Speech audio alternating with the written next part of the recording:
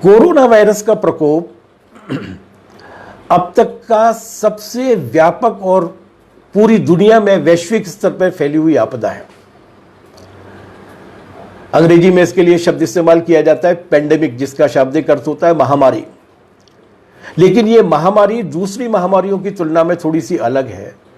ये एक ऐसी आपदा है, ये एक ऐसी महामारी है जो अपने रहते हुए तो विनाश कर ही रही है, लेकिन भविष्य के कुछ युगांतरकारी विनाशों की भी तैयारी कर रही है। इसलिए यह ज्यादा चिंता का विषय है। यह दुनिया की पहली महामारी नहीं है। अगर हम इतिहास में जाते हैं तो हमें यह मिलता है कि कोई 5000 साल पहले 3000 BC में चीन में एक महामारी आई थी, जिसके आर्कियोलॉजिकल पुरातात्विक प्रमाण मिले हैं। मगर सबसे ज्यादा विनाशकारी और सबसे ज्यादा परेशान करने वाली मानव जाति को जो महामारी रही है वो प्लेग की महामारी रही है, जो बार बार आई है, दसियों बार आई है और करोड़ों लोगों की जान लेकर गई। कोई 2450 साल पहले की बात है, 430 BC में एथेंस के प्लेग में 1 लाख लोग मारे गए थे। उस जमाने में ये संख्या बहुत थी और उस वक्त जो इतिहासकार थे उन्होंने अपने इतिहास की किताब में लिखा था कि अचानक स्वस्थ लोग अपने सर में गर्मी महसूस करने लगे और 250-271 तक BC की मतलब अचानक स्वस्थ लोग अपने सर में गर्मी महसूस करने लगे और उनकी आंखें सूजकर लाल हो गईं, गला और जीभ सूखने लगा और वे मर गए। ये प्लेग थी जो चूहों से फैली थी। उसके बाद 165 और 180 BC के आसपास भी ये प्लेग दोबारा लौटी और रोम की जो फौज है जीत कर लौटी थी, उन रोम की फौजों को के आधे हिस्से को इसने मार डाला। लेकिन ताजे इतिहास में हम अगर जाते हैं तो ताजे इतिहास की सबसे खतरनाक महामारी थी जिसे ब्लैक डेथ का नाम दिया है। ये भी प्लेग ही था और ये एशिया और यूरोप में सन 1346 से 1353 तक कोई 7 वर्ष तक रही। यूरोप की आधी आबादी इससे साफ हो गई थी, आधी आबादी मारी गई थी। लेकिन महामारियां भी इतिहास की धारा को बदलती हैं। जैसा कि कहा जाता है कि महामारी एक नकारात्मक पक्ष को भी लेकर आती है, एक सकारात्मक संभावना को भी लेकर आती है। सवाल यह कि हम उसमें से किसका इस्तेमाल करना चाहते हैं। महामारियों ने इतिहास की धारा भी बदली है। ब्लैक डेथ ऐसी ही महामारी थी। इसमें इतने सारे लोग मारे गए थे कि उस वक्त जो दास प्रथा चलती थी, जो गुलामी चलती थी, उस गुलामी पर बहुत करारी चोट हुई थी। बहुत सारे गुलाम आज़ाद हुए थे, मजदूर बहुत कम रह गए थे तो मजदूरियां भी बढ़ी थी और मजदूरों के जीवन में भी थोड़ी सी बेहतरी आई थी। और चूंकि लोगों की, काम करने वाले मजदूरों की संख्या कम हो गई थी, इसकी वजह से नई टेक्नोलॉजी के भी विकास के लिए जो जिद होनी चाहिए और जो पहले होनी चाहिए वो बड़ी थी। इसने एक इतिहास की धारा को सकारात्मक रूप में बदलने का काम किया। हालांकि जो मारे गए वो एक दुर्भाग्यपूर्ण यथार्थ है। 16वीं सदी में एक भयानक आपदा आई थी और ये आपदा कोलंबस और उनके साथ के जो यूरोपीय लुटेरी थे, जिन्होंने ये दावा किया कि उन्होंने अमेरिका की तथाकथित खोज की है, वो अपने साथ जब अमेरिका गए थे तो चेचक, प्लेग, सिफिलिस और सूजाक की बीमारी भी लेकर गए थे। लाखों अमेरिकी मूल निवासी पहले तो इनके अत्याचार से मरे और उसके बाद जो बाकी बचे थे वो इस महामारी की वजह से मर गए। कहते हैं कि वहां के मूल निवासियों की 90% आबादी इसकी वजह से समाप्त हो गई थी और 2 बड़ी सभ्यताएं, इनका और एज़्टेक नाम की जो सभ्यताएं थीं, वो सभ्यताएं पूरी तरीके से विलोपित हो गई थी। महामारियों ने काफी नुकसान भी पहुंचाया। उसके बाद एक बड़ी महामारी आई थी जिसका नाम दिया गया था स्पेनिश फ्लू। हालांकि उसका स्पेन के साथ कोई ताल्लुक नहीं था, लेकिन उस जमाने में जो ट्रंप और मोदी हुआ करते होंगे, उन्होंने इसकी सारी तोहमत स्पेन पर मढ़ दी थी। ये 1918-1920 में रही और कोई 1 करोड़ लोगों की जान इसकी वजह से गई थी। ये इन महामारियों की पृष्ठभूमि में अपन इसलिए जाना चाहते हैं ताकि कोरोना की आपदा की विशिष्टता को समझ सके, कोरोना की महामारी की खासियत क्या है इसको समझ सके। बहुत सारी महामारियां आई, लेकिन दो आपदाओं का जिक्र अपन खास तौर से करेंगे जो ताजी है। एक तो एड्स की महामारी आई थी जो हाल की बात है, लगभग 15-1 साल पहले की बात है। इससे करीबन 3.5 करोड़ दुनिया के नागरिक मारे गए। इबोला की भी आई थी और अभी निपाह और जीका वायरस की तो ताजी है। लेकिन कोरोना का संकट थोड़ा सा अलग है। एक तो इसलिए अलग है क्योंकि ये जितनी भी महामारियों के नाम हमने गिनाए हैं उसमें अगर एड्स को छोड़ दिया जाए तो बाकी सारी महामारियों का एक निश्चित भूगोल रहा है, एक ज्योग्राफिकल एरिया में फैली हैं, पूरी दुनिया में एक साथ नहीं फैली। लेकिन कोरोना का भूगोल पूरी पृथ्वी है और यही वजह है कि ये मानव समाज के इतिहास का सबसे व्यापक और गंभीर संक्रामक रोग बनकर हमारे सामने आया। क्या है कोरोना वायरस? करोड़ों अरबों वायरस हैं जो वायुमंडल में घूमते रहते हैं, जो तमाम सारे जानवरों के पेटों में पलते रहते हैं, जो इंसान के शरीर में भी पलते रहते हैं। लेकिन ये सारे के सारे वायरस जो हैं वो खतरनाक नहीं होते, जानलेवा नहीं होते। कोरोना वायरस भी कोई नया वायरस नहीं। एक सार्स प्रजाति है वायरसों की, सार्स नाम का कुटुंब है, कबीला है वायरसों का, उसमें से एक का है। इसी का भाई था जो अभी कुछ साल पहले निपाह के नाम से केरल में आया था। उसकी फैटेलिटी रेट बहुत ज़्यादा थी, उससे मरने वाले लोगों की तादाद 70% हुआ करती थी। लेकिन केरल की सरकार ने उसको थाम लिया, उसको ठीक कर लिया। ये जो कोरोना का वायरस है ये उसी वायरस का, वायरसों की एक खास बात होती है और वो खास बात ये होती है कि वो समय समय पर अपने आप में परिवर्तन करते रहते हैं, म्यूटेशन करते रहते हैं। ये जो कोरोना वायरस है ये कोरोना का ही एक म्यूटेटेड वर्जन है, ये आधुनिक वर्जन है और ये पहली बार दिखाई दिया था दिसंबर 2019 में चीन के वुहान प्रांत में। इसलिए इसका नाम रखा गया है कोविड-19, कोरोना वायरल डिसीज 19, COVID-19। ये प्रोटीन का एक छोटा सा अणु होता है और उसके ऊपर फैट की चर्बी चढ़ी रहती है, एक पतली सी झिल्ली। छींकने और खांसने से ही फैलता है और जब फैलकर शरीर में पहुंच जाता है तो संक्रमण अगर बढ़ जाता है तो ये गले और फेफड़ों को जाम कर देता है, जिसकी वजह से सांस में अवरोध पैदा हो जाता है।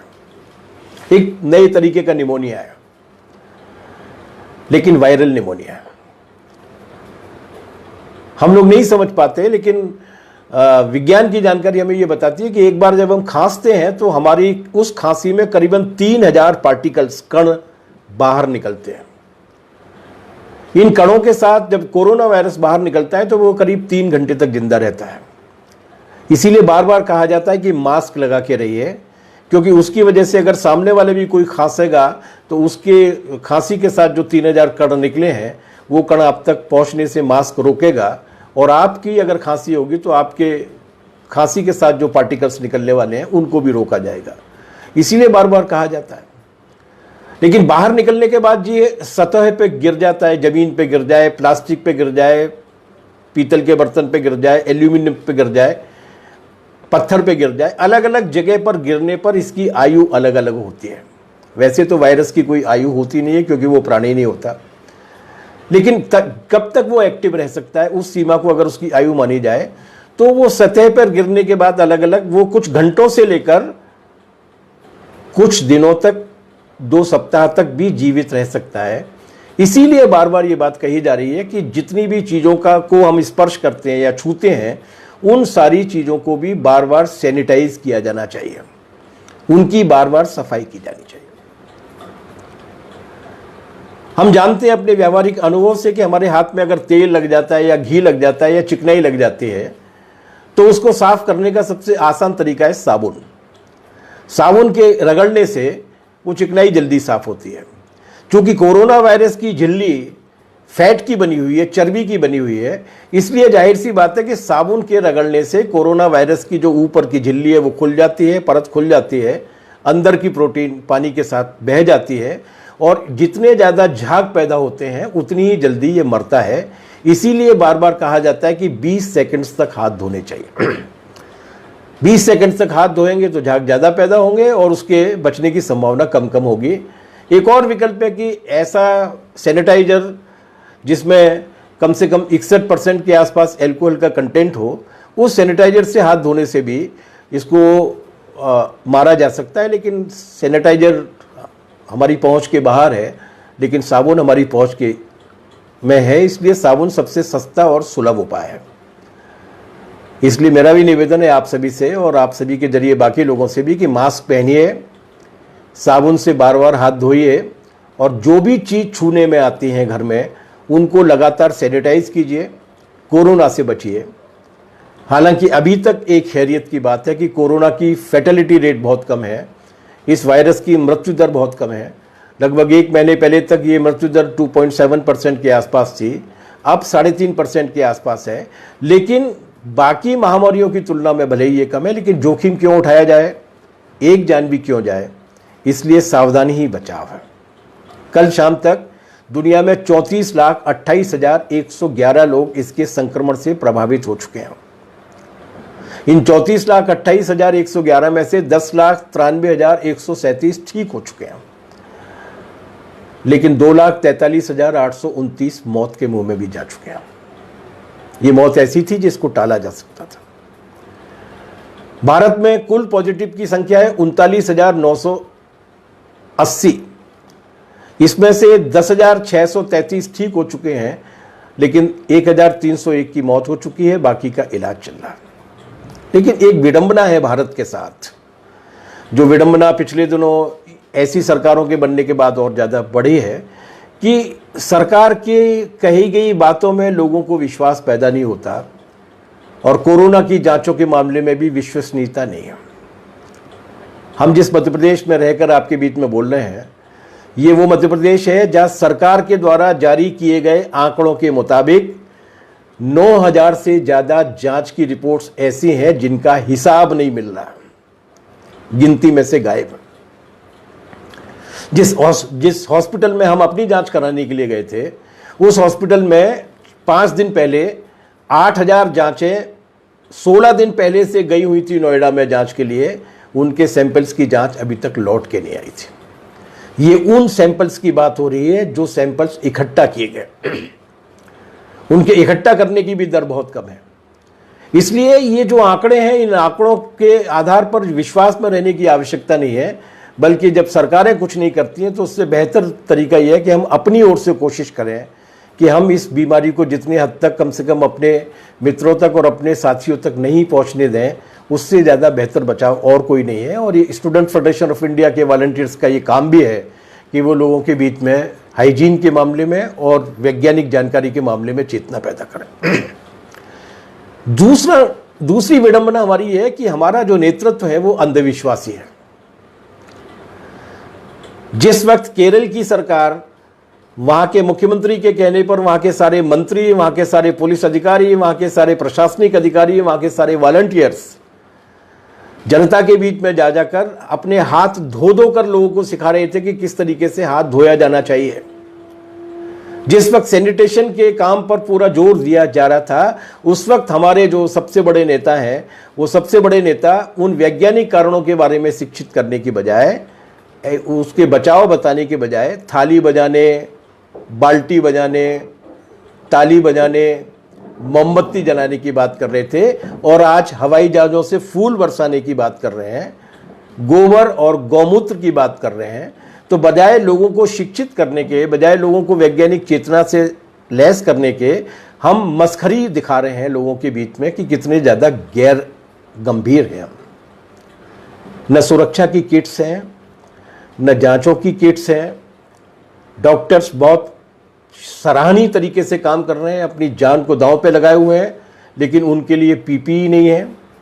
अभी मेरे पास एक मित्र का फ़ोन आया था आगरा से, उन्होंने बताया कि उनके दफ्तर में काम करने वाले 15 लोग कोरोना पॉजिटिव पाए गए हैं, उनको क्वारंटाइन में भेज दिया गया है और क्वारंटाइन में जिस जगह पर रखा गया है वहाँ पीने के लिए पानी नहीं है, खाने के लिए खाना नहीं है। अभी तक ये समझ में नहीं आ रहा, ये जो अति आत्मविश्वास और अंधविश्वास है उस अति आत्मविश्वास और अंधविश्वास से बहुत ज़्यादा घबराहट पैदा होती है इस देश की जनता के बीच में, और वही घबराहट नज़र आती है लोगों की बेचैनी के रूप में। उदाहरण के लिए, अगर अहमदाबाद का पुलिस का कमिश्नर अगर ये कहता है कि अहमदाबाद में स्थिति बहुत भयानक है और कुछ लाख की संख्या में लोग केवल अहमदाबाद में ही संक्रमित हो सकते हैं, तो इस बात की आवश्यकता पड़ती है कि सारी आपात स्थिति को लागू करके, चिकित्सा आपात स्थिति को लागू करके युद्ध स्तर पर जांच की जाए और लोगों को इलाज करने में और लोगों को अलग रहने में मदद की जाए। लेकिन हम क्या कर रहे हैं? हम हवाई जहाज से बाहर हो, फूल बरसाओ, मेरा महबूब आया है का गाना सुना रहे हैं और कोरोना को महबूब का दर्जा दे रहे हैं। आंकड़ों को छुपाने में अपनी पूरी ताकत लगा रहे हैं।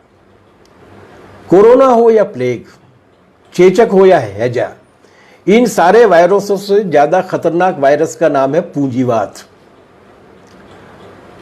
और भारत में तो पूंजीवाद एक और नए वायरस के साथ आया है जो पुरातन पंथी और कट्टरता से मिलकर और भी ज्यादा फैटल हो गया, और भी ज्यादा संगठित हो गया।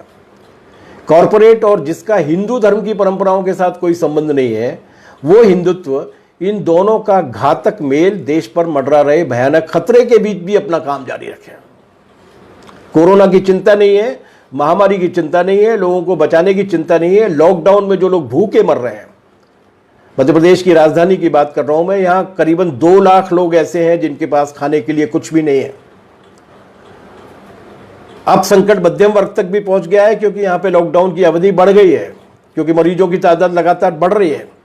उनके पास तक राशन पहुंचाने के लिए है नहीं। दवा बनाने के बाद जो राशन पहुंचाया जाता है वो केवल चावल पहुंचा दिए जाते हैं।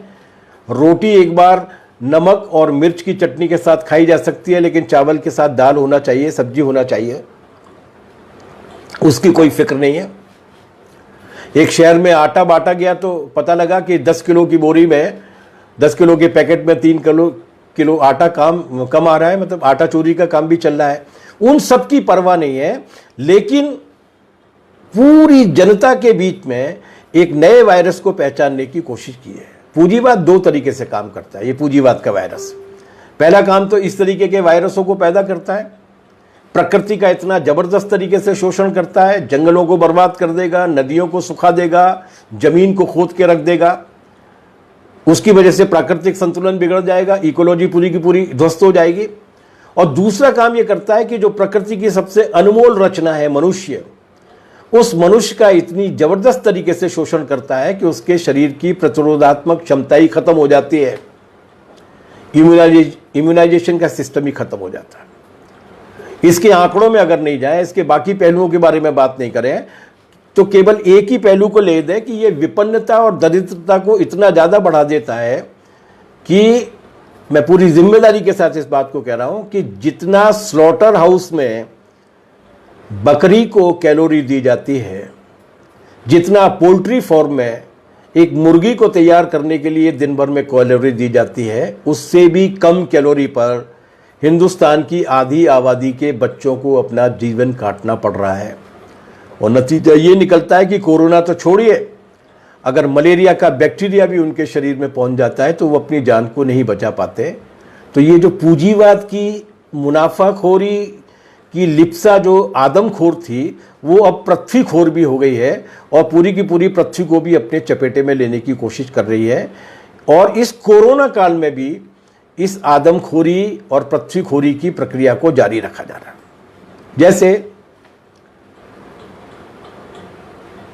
अमेरिका में लॉकडाउन नहीं हुआ, वहां की मेट्रो रेल भी बंद हुई, जबकि मेट्रो में काम करने वाले ड्राइवर्स को, कंडक्टर्स को, स्टाफ को लगातार कोरोना के संक्रमण की खबरें आ रही हैं। वहां की कॉरपोरेट कंपनियों ने कह दिया कि कुछ हजार लोगों के मरने से होने वाले नुकसान की तुलना में उद्योगों के बंद होने से वाला नुकसान है। वो अभी भी उस स्थिति को उस गंभीरता के साथ देने के लिए तैयार नहीं है, जबकि विश्व स्वास्थ्य संगठन और खुद अमेरिका के वैज्ञानिक ये कह रहे हैं कि यह एक अत्यंत खतरे के रूप में सामने आ गया है। और वहां पर रोकथाम वगैरह तो छोड़िए, इस तरीके के नुस्खे लोगों के बीच में सुना रहे हैं कि हमारे गोबर और गौमूत्र से भी कोई ज्यादा बेहतर नुस्खे लेकर वो नहीं आ रहे हैं कि डेटॉल पी लो, कि फिनाइल पी लो। वहाँ के डॉक्टरों को और वैज्ञानिकों को कहना पड़ा कि हमारे राष्ट्रपति की बात को न माना जाए, ये गंभीरता के साथ बात नहीं करते। लेकिन ये सोची समझी अगंभीरता है ताकि वहाँ की कॉरपोरेट कंपनियों को मुनाफे को में किसी भी तरीके का नुकसान नहीं हो। और हमारे वाले ब्रह्मा जी क्या कर रहे हैं? हमारे वाले ब्रह्मा जी हमारे देश की में कोरोना के वक्त जो दवाइयाँ काम आ सकती हैं उन दवाइयों को ट्रंप की घुड़की पर अमेरिका भेज रहे हैं। हमारे वाले ब्रह्मा जी 7.5 करोड़ टन से ज़्यादा अनाज जो इस देश के सरकारी गोदामों में पड़ा हुआ है, जिससे चूहे खा रहे हैं, उसे एथेनॉल बनाने के लिए, जिससे वो कहते हैं कि सैनिटाइजर बनेगा लेकिन एथेनॉल से शराब भी बनती है, उससे वो शराब बनाने के लिए उसको देने के लिए तैयार हैं, लेकिन उसको आम भूखे लोगों के बीच में बांटने के लिए सरकार तैयार नहीं। हम बड़े बड़े कॉरपोरेट कंपनियों के डिफॉल्टर्स के भगोड़ों के 86,000 करोड़ रुपए के कर्जे को बट्टे खाते में डालने के लिए तैयार हैं, 25 लाख करोड़ रुपए की उनको छूट देने के लिए तैयार हैं, लेकिन हिंदुस्तान के आम नागरिक के पास इस कोरोना की आपदा काल में वो जिंदा रह सके, इसके लिए 7,500 रुपये उसके बैंक खाते में डाले जाने चाहिए। इस सवाल पर विचार करने के लिए तैयार नहीं, बल्कि उल्टा कर रहे हैं। कर्मचारियों का डीए काट लेंगे, मजदूरों को वेतन नहीं देंगे, एक 1.5 महीने का वेतन लोगों को नहीं मिला है और उस वेतन के मिलने की गारंटी भी नहीं है। वो टेलीविजन पर आकर क्या बोलते हैं, इस पर मत जाइए, वास्तविकता ये है। अब इतने सारे जघन्य अपराध के लिए न जांच कर पा रहे हैं, न पीपीई दे पा रहे हैं, न लोगों को खाना दे पा रहे हैं। अब इन सारे अपराधों को छुपाना है तो कोई ना कोई तिकड़म तो अपनानी पड़ेगी। तो उन्होंने तिकड़म अपनाई है और कोरोना को टोपी पहना दिया। अब उन्होंने कोरोना का धर्म तय कर दिया। अब उसके बाद वो कोरोना की जाति तय करना चाहते। अपनी आपदाओं को, अपनी विफलताओं को छुपाने का ये एक ही तरीका हो सकता था जिस तरीके को वो आज बार रहे हैं, और पूरा मीडिया भी इसी काम में लगा हुआ है। पूरी भाजपा और आरएसएस इसी जहर को नीचे तक फैलाने में लुटी हुई है। कोई राहत कैंप नहीं चला रहे, किसी भूखे को रोटी बांटने के लिए नहीं जा रहे, हिंदू मुसलमान के जहर को और विष को लोगों के बीच में फैलाने के लिए जा रहे हैं। ये अकेले नहीं है, ऐसे सोच के लोग दुनिया में जहां भी हैं वो यही करते हैं। ट्रंप क्या कह रहे हैं? डोनाल्ड ट्रंप ये कह रहे हैं कि ये जो कोरोना का वायरस है वो चाइनीज वायरस है, वुहान से आया है। उसके बाद जब चाइनीज वायरस वाला उनका आरोप नहीं चला और खुद उनके अपने यहाँ की अमेरिका की खुफिया एजेंसियों ने और फ्रांस के वैज्ञानिकों की लेबोरेटरी ने कह दिया कि ये वायरस चीन में पैदा नहीं हुआ है, ये वायरस प्राकृतिक वायरस है और ये कहीं से भी कहीं भी जा सकता है। तो अब उसके बाद वो क्या कह रहे हैं? अब वो ये कह रहे हैं कि ये मैक्सिको से, लैटिन अमेरिका से, एशिया से ये जो प्रवासी मजदूर आते हैं उन माइग्रेंट वर्कर्स के जरिए आया है। अपनी विफलताओं को छुपाने के लिए किसी देश के खिलाफ, किसी दूसरे तरीके के संप्रदायों के लोगों के खिलाफ उस पूरे के पूरे ठीकरे को फोड़ देने की जो तिकड़म है वो पूरी दुनिया भर के पूंजीवादी अपनाते हैं। हमारे पड़ोस में पाकिस्तान में तो और भी जोरदार बात हो रही है। हमारे यहाँ पर ये कहा जा रहा है कि वो मुसलमानों की ओर से आया है, मुस्लिम वायरस है, उसको टोपी पहना दी गई है। और पाकिस्तान में जो कट्टरपंथी और कटमुल्ले हैं वो ये कह रहे हैं कि अहमदिया वायरस है। वहाँ पर एक अहमदिया नाम का अल्पसंख्यक समुदाय है, उसके माथे पर ठीकरा फोड़ने की कोशिश की जा रही है। हमारे यहाँ टोपी पहनाई जा रही है। वास्तविकता क्या है? असलियत क्या है? असलियत यह है कि 30 जनवरी को पहला मरीज आया इस देश में। केरल हमारे देश का वो प्रदेश है जहां के लोग सबसे ज्यादा दुनिया के देशों में काम करने के लिए जाते हैं। लगभग 120 देशों में केरल के लोग हैं और ये 40-45 जो प्रमुख देश हैं उन प्रमुख देशों में केरल के आदिवासी, केरल के जो निवासी हैं उनकी संख्या काफ़ी ज़्यादा है। उनमें से कोई एक विदेश यात्रा से लौटकर जब अपने घर आए तो अपने साथ वो वायरस लेके आए। पहला मरीज मिला था, लेकिन उस पहले मरीज के आने के पहले ही जब दिसंबर में उस वायरस के फैलने की खबर आने लगी तब केरल की सरकार ने कदम उठाया और उसके बाद उस संक्रमण को इस कदर थाम लिया कि आज पूरी दुनिया भर में केरल के मॉडल की चर्चा हो रही है। उन्होंने न केवल वायरस को रोका बल्कि उस वायरस को रोकने के साथ साथ लॉकडाउन के दौरान जो प्रभावित जनता थी उस प्रभावित जनता को भी एक मानवीय सम्मान दिया। 17 चीजों की राशन की किट बांटी गई लोगों के बीच में। बाकी कितना कुछ किया है इसके लिए आप लोग अच्छी तरीके से जानते हो और नहीं जानते तो उस जानकारी को लेने की कोशिश कीजिए। केरला मॉडल केवल कोरोना वायरस के संक्रमण को रोकने का मॉडल नहीं है, बल्कि कोरोना वायरस के संक्रमण के दौरान जनता को मानवीय सम्मान और इज्जत देने का भी मॉडल है। हम क्या कर रहे थे, मोदी जी क्या कर रहे थे? जब दुनिया के 40 से ज्यादा देश अपने देश से आने वाले और अपने देश से जाने वाले हवाई जहाजों पर रोक लगा चुके थे, उस पूरे दौर में भी हमारे मोदी जी 24-25 फरवरी को नमस्ते ट्रंप की मस्करी का आयोजन करने के लिए अहमदाबाद में हजारों लोगों की भीड़ जुटा रहे थे। और आज अहमदाबाद में उसका नतीजा सामने है। ट्रंप के साथ जितनी भीड़ आई थी अमेरिका से, उन लोगों की वजह से, और अहमदाबाद में उस कार्यक्रम में जितने लोग गए थे उसकी वजह से आज अहमदाबाद इस देश के टॉप हॉटस्पॉट में से एक बन गया। हम उस मजबेबाजी में लगे हुए थे, हमें फुर्सत ही नहीं थी। हम केवल अब अपने कॉरपोरेट और अमेरिकी कॉरपोरेट्स के व्यापार के रिश्तों को मजबूत बनाने के लिए ट्रंप की चाटुकारिता में लगे हुए थे। उस ट्रंप की चाटुकारिता में लगे हुए थे जिसने बाद में सार्वजनिक रूप से प्रेस कॉन्फ्रेंस करके हमारे देश की सरकार को धमकी दी कि अगर हम उनको क्लोरोक्विन और हाइड्रोक्लोरोक्विन की सप्लाई नहीं करेंगे तो वो हमें रिटेलिएट करेंगे, हमें सबक सिखाएंगे।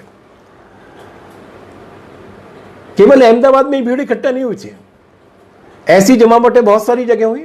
लॉकडाउन के दौरान मध्य प्रदेश में जब तिकड़म करके सरकार बनाई जा रही थी, उस मध्य प्रदेश में तिकड़म करके सरकार के बनाने और सरकार के गिराने की तिकड़म के बीच में हजारों की भीड़ इकट्ठा हुई थी। जब नए मुख्यमंत्री ने, जैसे जनता ने हरा दिया था, उस नए मुख्यमंत्री ने जब शपथ ली तो हजारों की भीड़ लगी हुई थी। जब मोदी जी ने कहा कि थाली बजानी है, ताली बजानी है, तो इंदौर में सैकड़ों की भीड़ के कई जुलूस निकले, जिसमें बाकायदा उन्होंने सारे कोविड के प्रोटोकॉल को तोड़ते हुए प्रदर्शन किए, नारे लगाए, जश्न मनाया, उन्माद पैदा करने की कोशिश की। और ये केवल कार्यकर्ता नहीं कर रहे थे। अगर मध्य प्रदेश का नवनिर्वाचित नवनियुक्त मुख्यमंत्री इस काम को कर रहा था, तो वही काम अयोध्या में वहां के मुख्यमंत्री आदित्यनाथ जी कर रहे थे। वो हुजूम बनाकर रामलला की छोटी सी मूर्ति को एक जगह से लेकर दूसरी जगह तक ले जाने के लिए, उसमें प्राण प्रतिष्ठा करने के लिए पदयात्रा पर निकले हुए थे। कर्नाटक के सिद्धलिंगेश्वर में मेले में 20,000 की भीड़ इकट्ठी की जा रही थी। तो ये मजबेबाजी केवल अहमदाबाद में नहीं हुई, बल्कि 10-10, 20-20 हजार की, 30-30 हजार की भीड़ इस लॉकडाउन के बीच में आस्था और श्रद्धा के नाम पर इकट्ठा की गई। एक तरीके से कोरोना को न्योता देकर बुलाया गया। लेकिन एक योजना के तहत इस पूरे के पूरे ठीकरे को, एक खास एजेंडे को लागू करने के लिए इस पूरी की पूरी जिम्मेदारी को दिल्ली के निजामुद्दीन मरकज की तबलीगी जमात पर फोड़ दिया गया और कोरोना को टोपी पहना दिया। कोरोना के बीच में तबलीगी जमात के रूप में कुछ हजार लोगों को जमा करने से ज्यादा बड़ी बेवकूफी की बात कोई और नहीं हो सकती। इस बेवकूफी को टाला जाना चाहिए। मगर सवाल दूसरा है, और सवाल यह है कि इस बेवकूफी की इजाजत किसने दी? ये जो तबलीगी जमात दिल्ली में निजामुद्दीन के मरकज में हुई है, ये होनी थी इन्हीं तारीखों में मुंबई में। लेकिन मुंबई की सरकार ने, महाराष्ट्र की सरकार ने उसको अनुमति देने से साफ मना कर दिया कि ये कोरोना का समय है, हम विदेश से आने वाले और देश से भीड़ इकट्ठा करने वाले किसी आयोजन की अनुमति नहीं देंगे। मुंबई के मना करने के बाद दिल्ली में इसको आयोजित करने की अनुमति किसने दी? कौन है गृह मंत्री? कौन है प्रधानमंत्री? किसके हाथ में दिल्ली का प्रशासन और पुलिस? और न केवल अनुमति दी, बल्कि मलेशिया और इंडोनेशिया जैसे देश, जहां पर पहले से कोरोना फैला हुआ था, जहां दुनिया के तमाम सारे देशों ने जहां से आमद रफ्त को बंद कर दिया था, ट्रेवल को बंद कर दिया था, वहां के भी जमात के लोगों को, अनुयायियों को आने के लिए वीसा किसने दिया? तो ये जानबूझकर एक ऐसी लापरवाही थी जिस लापरवाही के लिए मोदी और शाह की सरकार जिम्मेदार है। अब उसी जमात के बहाने पूरे बेहद तेजी के साथ सांप्रदायिकीकरण किया जा रहा है। ये बिल्कुल वैसी बात है, करे गली में कत्ल, बैठ चौराहे पर रोए। खुद उस समस्या को पैदा किया, खुद उस अवसर को पैदा किया, और वो अवसर केवल निजामुद्दीन के मरकज में पैदा नहीं हुआ, बल्कि वो सिद्धा लिंगेश्वर की भीड़ के रूप में कर्नाटक में भी पैदा हुआ है। हजारों लोगों की भीड़ में भोपाल में भी पैदा हुआ है, हजारों लोगों की भीड़ में अहमदाबाद में भी पैदा हुआ है, लेकिन उस पूरे के पूरे मामले का सांप्रदायिकीकरण करने की कोशिश की जा रही है। और कमाल की बात यह है कि संकट के इस काल में, अभूतपूर्व मुश्किल के समय में, वो कोशिश कर रहे हैं पूरे देश को हम और वे के रूप में बांटने वाले हैं। पूरे देश को दो ध्रुवों में बांटने की तैयारी कर रहे हैं, एक तरफ हम हैं, दूसरी तरफ वे हैं। किसी देश में वहां की जनता के बीच में फूट डालने के लिए दुश्मन देशों की सरकारें अरबों रुपया खर्च करती हैं। पिछले 70 साल में हमारे पड़ोसी देश ने आईएसआई के जरिए और दूसरी तरीकों से हिंदुस्तान की जनता में फूट डालने में कोई कसर नहीं छोड़ी थी, चाहे वो खालिस्तान का आंदोलन रहा हो या कुछ और धतकर्म रहे हो, लेकिन वो इस देश की जनता की एकता को तोड़ नहीं पाए थे। जो काम विदेशी ताकतें अरबों रुपया खर्च करके नहीं कर पाई, उस काम को हमारी खुद की सरकार और सरकार में बैठी हुई पार्टी कर रही है। हमारे देश का खुद का मीडिया उनके कहने पर कर रहा है और पूरे देश भर में एक ऐसे उन्माद का वातावरण पैदा किया जा रहा है जो ध्रुवीकरण का एक ऐसा जहर पैदा कर रहा है देश में, जिस जहर के नतीजे तात्कालिक रूप से भले ही किसी एक राजनीतिक पार्टी को 2-4 सीटें ज़्यादा दिलाने में फायदेमंद साबित हो जाए, लेकिन हजारों साल की हमारी जो एकता है, उस एकता को कमज़ोर करने के लिए बहुत गंभीर और ख़तरनाक साबित होने वाले हैं। लेकिन वो न यहाँ से शुरू हुए हैं न यहाँ रुकेंगे, क्योंकि हम और वे, इसका चक्र जब चलता है तो वो चक्र केवल हिंदू और मुसलमान तक नहीं सीमित होता, फिर वो चक्र नीचे तक जाता है। और ये विभाजन हम और वे का जो क्रिस्टलाइजेशन होता है वो नीचे तक जाता है और फिर वो इंसान को मनुष्य नहीं रहने देता, उसको मॉब लिंचिंग की भीड़ के एक मरखने प्राणी में तब्दील कर देता है, जिसकी कोशिश इन दिनों जोरदार तरीके से की जा रही है, जो महाराष्ट्र में पालघर में साधुओं के साथ हुई घटना के रूप में हमारे सामने आया। ये वहीं तक नहीं रुकने वाला। आपको याद होगा अभी जब महापलायन हो रहा था, जब कोरोना की वजह से कारखाने बंद हो गए, जब कोरोना की वजह से लोगों का काम बंद हो गया और हजारों लाखों की संख्या में उत्तर प्रदेश और बिहार के मजदूर दिल्ली से बाहर आने लगे, उनकी जो भीड़ लगी थी रेलवे स्टेशन पे और बस अड्डों पे, उस भीड़ को लेकर दिल्ली में जिस तरीके का प्रचार किया गया था और बिहारियों और उत्तर प्रदेशियों को, जौनपुरियों को और गोरखपुरियों को और बलिया वालों को जिस तरीके से गाली गलौज की गई थी, उनके खिलाफ जिस तरीके की निंदा की गई थी, वो इसी ध्रुवीकरण हम और वे का ध्रुवीकरण था जो नीचे तक गया था। पहले हिंदू मुसलमान के खिलाफ हुआ, उसके बाद हम और बिहारी के खिलाफ हुआ, फिर बिहारी और झारखंडी में होगा, फिर उत्तर बिहार और पूर्वी बिहार में होगा। इस तरीके का ध्रुवीकरण कहाँ तक जाएगा, इसको समझने की आवश्यकता है। इसलिए ये सवाल केवल दो लोगों के बीच में ध्रुवीकरण का नहीं है, वो यहीं तक नहीं रुकेंगे। मुसलमान उनके टैक्टिकल टारगेट हैं, कार्यनीतिक निशाना, उनकी स्ट्रेटेजी और रणनीति कुछ और है, और उस रणनीति का नाम है हिंदुत्व। वो हिंदुत्व जिसका हिंदू धर्म के साथ कोई रिश्ता नहीं है। और ये बात हम नहीं कह रहे, ये बात जिन्होंने हिंदुत्व के शब्द की खोज की थी, जिन्होंने पहली बार उसका इस्तेमाल किया था, उन विनायक दामोदर सावरकर ने कहा था। और उन्होंने इस शब्द को बनाते हुए कहा था कि हिंदुत्व से बड़ा मतलब इसका हिंदू धर्म की परंपराओं के साथ, मान्यताओं के साथ कोई संबंध नहीं है, ये एक राज करने की प्रणाली है। हिंदुत्व का मतलब है मनुस्मृति का म्यूटेटेड फिजिकल वायरस वर्शन, जिसके मुताबिक लोकतंत्र नहीं चाहिए, क्योंकि लोकतंत्र मुंड गणना है, हेड काउंट है। बड़े लोगों का भी एक वोट और छोटे लोगों का भी एक वोट, इस तरीके से हमारा समाज नहीं चलेगा। ये मानता है वो हिंदुत्व, जिसका मानना है कि ये समता और समानता की जो धारणा है वो गैर भारतीय है, विदेशों से आई है, हमारे यहाँ की भावना नहीं है।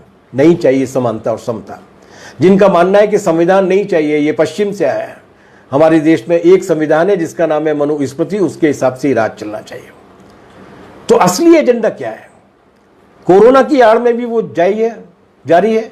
चाहिए क्या उनको? उन्हें चाहिए एक मुट्ठी भर का राज और एक बंद समाज। हिंसक और पाशविक माहौल चाहिए। उनकी निगाह में शूद्र सिर्फ जन्मना शूद्र नहीं है, पैदा होने वाला शूद्र नहीं है।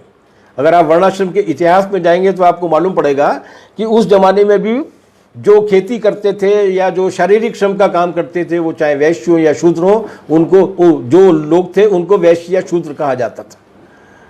तो कर्म के हिसाब से भी वो शूद्र तय करते हैं। और ये कर्म के हिसाब से शूद्र करने का मतलब है कि किसान भी शूद्र है, मजदूर भी शूद्र है, गरीब भी शूद्र है और राज करने वाले लोग हैं। इसीलिए महापलायन के वक्त दिल्ली में और दूसरी जगह पर उन मेहनतकश लोगों को गरियाया जा रहा था जिन्होंने 300-300, 400-400 किलोमीटर की पैदल यात्रा की और न जाने कितनी बड़ी संख्या में 60-70 के आसपास उन लोगों की पैदल चलते हुए मौत हो गई।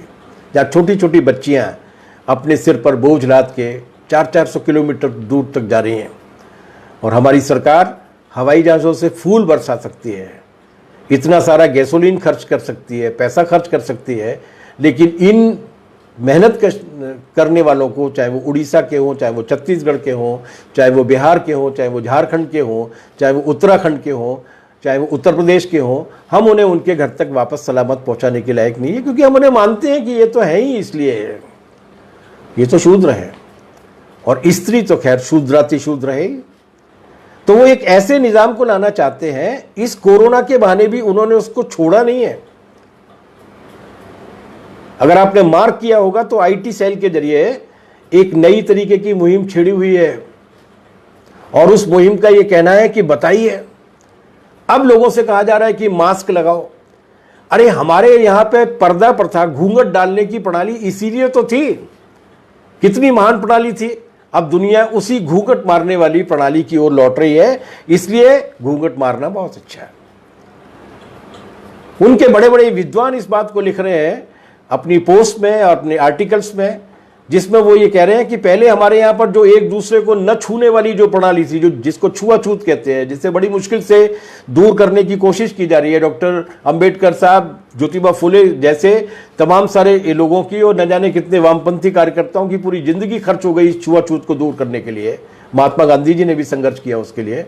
वो ये कह रहे हैं कि वो बताइए कितना वैज्ञानिक था। और आज डॉक्टर भी इसी बात को कह रहे हैं कि किसी को छूने की कोई आवश्यकता नहीं है और किसी को अगर छू लेते हो तो उसके बाद तत्काल साबुन से नहाना चाहिए। वो छुआछूत का भी गौरवान्वीकरण करने की कोशिश कर रहे हैं, वो पर्दा प्रथा का भी गौरवान्वीकरण करने की कोशिश कर रहे हैं। और ये मुहिम यहीं तक रुकने वाली नहीं है। अभी कोरोना को टोपी पहनाई गई है, इसके बाद कोरोना की जाति और जन्मपत्री भी बनाई जाएगी और वो बनने लगी है। अगर ये छुआछूत वाली बात की पैरवी और पर्दा प्रथा की पैरवी करने के लिए उनके विद्वान आ गए हैं, तो कल को वो ये कहेंगे कि हमारे पुरखों ने जो नियम बनाया था कि कोई दलित या कोई शूद्र अगर सड़क पर निकलता है तो उसे अपने गले में एक कटोरा लटकाना चाहिए ताकि उसका जो थूक गिरे वो उस कटोरे में गिरे, उसे अपने पीठ पे, कमर पे एक झाड़ू बांधनी चाहिए ताकि जब वो चले तो वो झाड़ू पूरे के पूरी सड़क को जहाँ जहाँ उसके पैर पड़े हैं वहाँ उसको साफ करते चले। कल को यही हिंदुत्व, जिसका हिंदू धर्म के साथ कोई रिश्ता नहीं है, कल को यही हिंदुत्व के पैरोकार ये कहेंगे कि हमारी वो पुरानी परंपरा कितनी अच्छी थी, इसलिए उसको भी लेकर आया जाए। इसलिए जो आज कोरोना का धर्म तलाश रहे हैं वो कल कोरोना की जाति तलाशेंगे और ऐसे हर मौके का इस्तेमाल वो अपनी मनुस्मृति को लागू करने की कोशिश करेंगे। ये एक गंभीर आयाम है जिस आयाम को हमें उनके द्वारा नीचे लोगों के बीच में चलाए जाने वाले प्रचार के रूप में समझना चाहिए, देखना चाहिए। 24 घंटे टेलीविजन पर एक ही प्रचार चलता रहेगा। अभी वो धर्म को लेकर है, कल वो गरीब को लेकर होगा। वो स्टेप बाय स्टेप चलने की कोशिश कर रहे हैं। इसलिए एक बात जो खास तौर से हमारे देश के लिए ज्यादा चिंताजनक है और वो ये कि यहां कोरोना का वायरस मोरोना के वायरस के साथ आया, मूर्खता के वायरस के साथ आया और एक कॉर्पोरेटिव हिंदुत्व के गाढ़े घोल के साथ आया। इसलिए इन दोनों से सावधान रहना होगा और इन दोनों से सावधान रह के ही हम कोरोना का भी मुकाबला कर सकते हैं और मोरोना का भी मुकाबला कर सकते हैं। ये संदेश 135 करोड़ भारतीयों तक पहुंचाना होगा, क्योंकि जिन्हें ये जानकारी पहुंचानी थी वो अपने जमीर को बेच चुके हैं। उनका इस देश की एकता के साथ कोई लगाव नहीं है, उन्होंने कोई काम नहीं किया है तो उस काम को अब हमें करना पड़ेगा। और इस काम को करने के मजबूत पैरोकारों में से एक है स्टूडेंट फेडरेशन ऑफ इंडिया। स्वाधीनता, जनतंत्र और समाजवाद के प्रति संकल्पबद्ध एसएफआई मानती है कि विद्यार्थियों में वैज्ञानिक शिक्षा ले जाने का काम किया जाना चाहिए।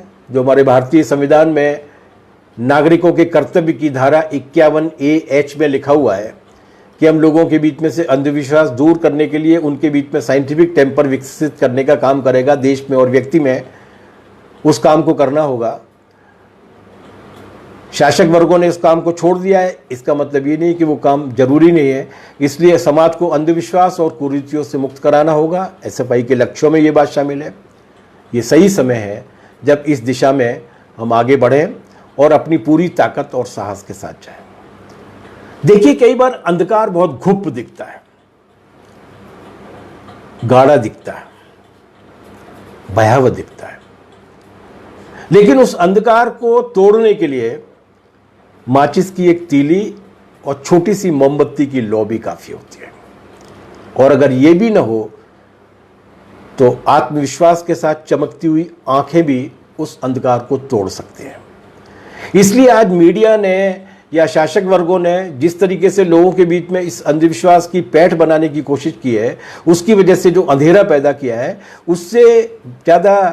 उसको ज़्यादा गंभीरता के साथ देने की आवश्यकता नहीं है। बस थोड़ी सी कोशिश करके उसको तिरोहित किया जा सकता है, बशर्ते हम तर्क और तथ्यों के साथ लोगों के बीच में जाएं।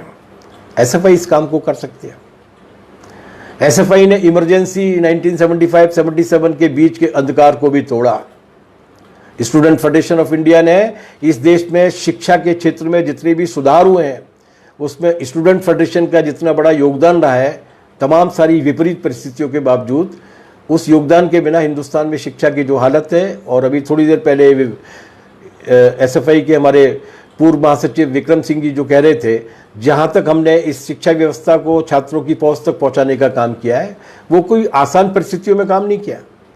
उसी तरीके की परिस्थितियाँ आज हैं जहाँ हमें लोगों की सुविधाओं के लिए, विद्यार्थियों की शिक्षा के लिए, विद्यार्थियों की सुविधाओं के लिए लड़ने के साथ साथ इस अंधविश्वास के साथ भी लड़ना पड़ेगा, इसका भी मुकाबला करना पड़ेगा। इसमें दो राय नहीं है। कोरोना हारेगा, मनुष्यता जीतेगी। लेकिन कोरोना से स्थायी बचाव केवल साबुन से हाथ धोने में नहीं है।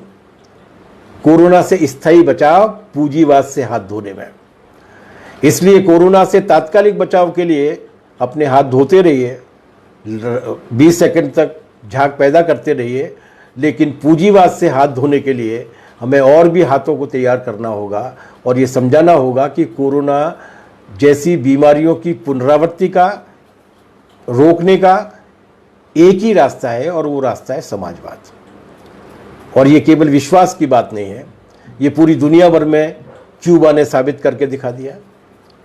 दुनिया भर के 60-62 से ज़्यादा देशों में आज उस क्यूबा के डॉक्टर्स कोरोना के मरीजों का इलाज कर रहे हैं, जो एक छोटा सा देश है और जिसे न जाने कितने साल से अमेरिका ने नाकाबंदी करके रखा हुआ। छोटा सा वियतनाम चीन के बगल में है, लेकिन वहाँ कोरोना से एक की भी मौत नहीं हुई। बल्कि न केवल एक की भी मौत नहीं हुई, कोरोना को रोक लिया उन्होंने, बल्कि वो अमेरिका जिसने उन पर भयानक जुल्म किए थे, जिसने पूरे वियतनाम की जमीन को 7-7, 6-6 इंच मोटी बारूद की परत से पाट दिया था, उस अमेरिका को भी पीपीई, मास्क और वेंटिलेटर भेजने का काम वियतनाम ने किया कि ठीक है, अभी परेशानी में हो, हम तुम्हारी मदद करते हैं। यही कामयाबी चीन ने भी हासिल की है। तो समाजवाद केवल विचार के आधार पर ही विकल्प नहीं है, बल्कि व्यवहार के रूप में भी उन्होंने साबित किया है कि वो किस तरीके का विकल्प दे सकते हैं। और हमारे देश में समाजवाद नहीं है। देश में जब समाजवाद आएगा तो पूरे देश में एक साथ आएगा। लेकिन समाजवादी विचारधारा में विश्वास करने वाले लोग केरल में हैं। उन्होंने एक ऐसा मॉडल कर दिया, न केवल कोरोना को रोका, न केवल कोरोना पीड़ितों का इलाज किया, न केवल कोरोना को केरल से लगभग बाहर कर दिया, बल्कि उन्होंने वहाँ की जनता के इम्यूनाइजेशन के सिस्टम को बढ़ाने के लिए उन परिस्थितियों में मदद की जबकि मोदी सरकार ने उनको किसी भी तरीके की आर्थिक मदद देने से मना कर दिया। और आज केरल का मॉडल पूरी दुनिया भर में चर्चा का विषय बना हुआ है। दुनिया के तमाम सारे विकसित यूरोपीय देश भी कह रहे हैं कि अगर हमें सीखना है तो केरल से सीखना चाहिए। इसलिए कोरोना से तात्कालिक बचाव कीजिए, साबुन से हाथ धोइए। कोरोना से स्थायी बचाव कीजिए, पूंजीवाद से हाथ धोइए, समाजवाद की स्थापना कीजिए। कोरोना तो हारेगा, मनुष्यता जीतेगी, जीतेगा विज्ञान, जीतेगा इंसान। इसी संकल्प के साथ हमें कोरोना और मोरोना दोनों के साथ अपने मुकाबले को न केवल जारी रखना है, बल्कि लोगों को इस आत्मविश्वास के साथ भी प्रेरित करना है कि नहीं, इस बीमारी की पुनरावृत्ति को भी रोका जा सकता है, सारे वायरसों का मुकाबला किया जा सकता है। मनुष्य जो इस प्रकृति की सर्वश्रेष्ठ कृति है, उस मनुष्य को एक सम्मानजनक जीवन दिया जा सकता है। उसके लिए जरूरी है कि इन दोनों को हटाओ, कोरोना मोरोना दोनों का मुकाबला करो। उस कॉरपोरेट पूंजीवाद के खिलाफ भी संगठित हो जिसने अप्रैल के महीने में अकेले अंबानी साहब की दौलत जो है वो 17.5% के आसपास बढ़ गई। पूरा देश ठप पड़ा हुआ है, इसके बाद भी उनकी आमदनी बढ़ रही है। ऐसा कौन सा कल्प वृक्ष है, ऐसी कौन सी कामधेनु गाय है?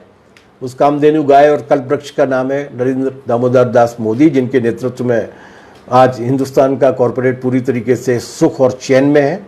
उद्योग धंधे बर्बाद हो, बाजार ठप हो, किसानों की खरीद नहीं हो, मजदूरों को रोजगार छिन जाए, विद्यार्थियों को हॉस्टल में रहने के लिए और खाने के लिए मामूली सी सहूलियतें भी नहीं मिल पाए, उन्हें चिंता नहीं है।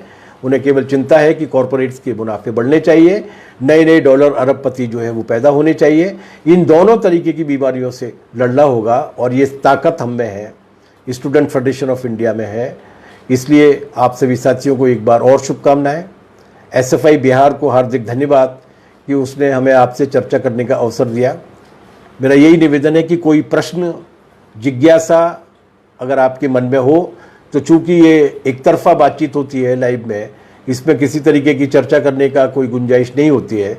इसलिए मेरा आप सभी साथियों से ये हार्दिक निवेदन है कि अपनी जिज्ञासा को अपने मन में मत रखिए। एसएफआई बिहार की मेल आईडी पर आप अपनी बात कह सकते हैं, उन्हें अपना प्रश्न भेज सकते हैं, अपनी जिज्ञासा भेज सकते हैं, वे आपको निश्चित रूप से जवाब देंगे। अगर आप चाहें तो सीधे हमारी मेल आईडी पर भी अपनी बात को भेज सकते हैं। अभी जब तक लॉकडाउन का समय है, पर्याप्त समय है। इस बीच में अगर कोई क्वेरीज आती हैं, इस बीच में अगर कोई जिज्ञासा आती है तो उसका जवाब दिया जाएगा। अगर आप चाहें तो हमारी मेल आईडी को नोट कर सकते हैं, badal.saroj@gmail.com, badal.saroj@gmail.com। एक बार फिर आप सभी साथियों को धन्यवाद, हार्दिक शुक्रिया, बहुत बहुत धन्यवाद।